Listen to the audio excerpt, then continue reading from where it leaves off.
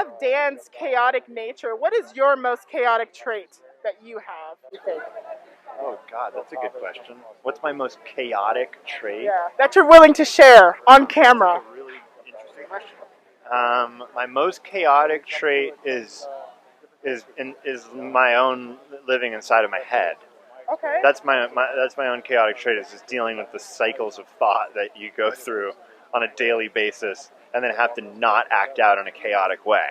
You know, trying to decipher the chaos that happens in your head, and then linearly putting it in like a chronological order for how you're gonna survive the day, without like affecting too many other people in a negative way.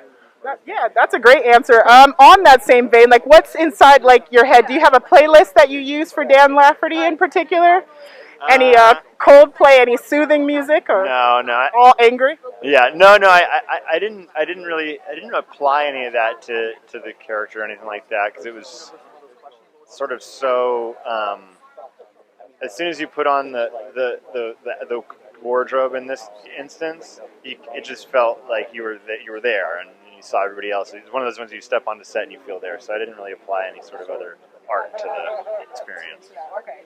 What moment in the series really helped you understand Dan Lafferty's survival instincts? Because he's living under the shadow of his dad, kind of like he's been placed with this burden, right, to take care of the family and all the things.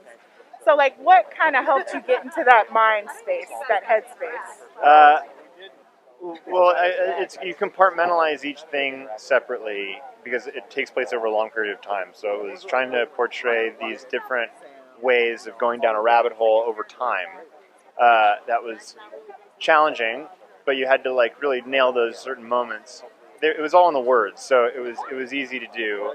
In terms of how I went about it, yeah, like maybe this is a better way. Like, what scene jumped out at you when reading the script, and you were like, "Wow, I really need to play this guy." It would have been the scene where he's sort of describing. He's at the meeting with Ron, where he really starts to recite. He starts to recite the Book of Mormon like by heart, and you realize like, wow, this guy's like really going down the rabbit hole. And when his dad whips him with the bell, and he takes that abuse, instead of getting out and leaving the religion, because you can't do that, you're trapped. You'll never see your family again. He goes deeper down the rabbit hole, and someone who's so sensitive. Dan was such a sensitive person that it affected him so greatly that instead of severing all those ties, which would have been too difficult for him, he went down the rabbit hole of, fundamentalism and extremism to get to that feeling of truth, which is obviously very scary. Right. My last question for you: what do you hope people get out of this show? This is kind of like a dark show, so maybe a hard question to answer. Yeah. I always say, like, with those questions, like, I always like to let people get what they get out of it, and the actors that do them, and they're like, well, they should get this out of it. It's like, I don't want to tell you how you're going to feel about something. Gotcha. But in terms of how it made me feel, it's when you look in the mirror and you think you know the answer, and you are sure, and you are willing to go to the hilt to fight for that, what you think is truth. That's the time when you should look at yourself in the mirror and go, is this really where I want to be? And am I really 100% sure about this?